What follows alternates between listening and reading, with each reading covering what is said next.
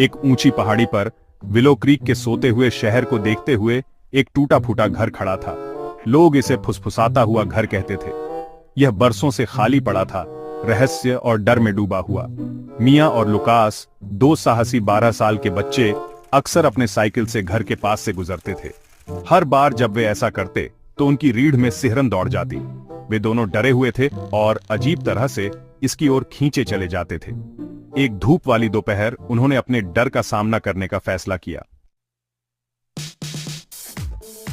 मैं तुम्हें सामने वाले दरवाजे को छूने की चुनौती देता हूं, लुकास ने चुनौती दी। उसकी आवाज मुश्किल से सुनाई दे रही थी। उन्होंने अपनी साइकिल जंग लगे गेट के सहारे खड़ी कर दी और घर की ओर बढ़े। जैसे जैसे वे पास आते गए, हवा ठंडी होती गई।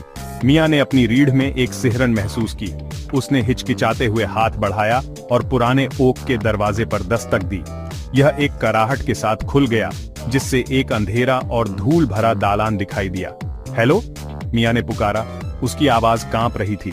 केवल खामोशी ने उसे जवाब दिया।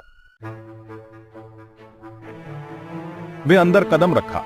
उनके दिल तेजी से धड़क रहे थे। धूल के कण हवा में नाच रहे थे। बोर्ड से ढकी खिड़कियों में दरारों से आती हुई हल्की रोशनी में जैसे ही वे चरमराती सीढ़ियों पर चढ़े, उन्होंने फुसफुसाहट और सरसराहट की आवाजें सुनी। दीवार पर उनकी परछाई लंबी और टेढ़ी मेढ़ी हो गईं, मानो अपने आप हिल रही हों। सीढ़ियों के ऊपर पहुंचकर उन्हें एक बड़ा धूल भरा शीशा वाला कमरा मिला।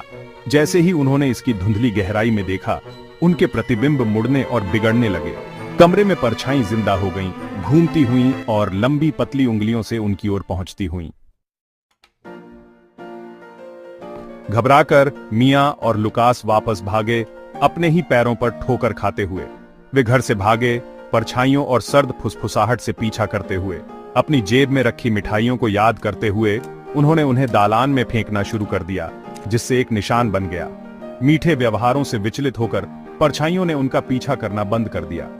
मिया और लुकास तब तक नहीं रुके जब तक वे सुरक्षित रूप से बाहर नहीं निकल गए। उनके पीछे पुराना गेट बंद हो गया। उन्होंने अपनी सांस पकड़ी। उनकी छातियां फूल रही थीं। तब से वे फिर कभी फुसफुसाते हुए घर के पास नहीं गए। उन्होंने उस दिन एक बहुमूल्य सबक सीखा था।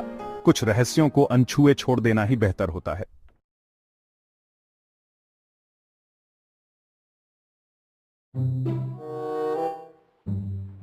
एक ऊंची पहाड़ी पर विलो क्रीक के सोते हुए शहर को देखते हुए एक टूटा फूटा घर खड़ा था।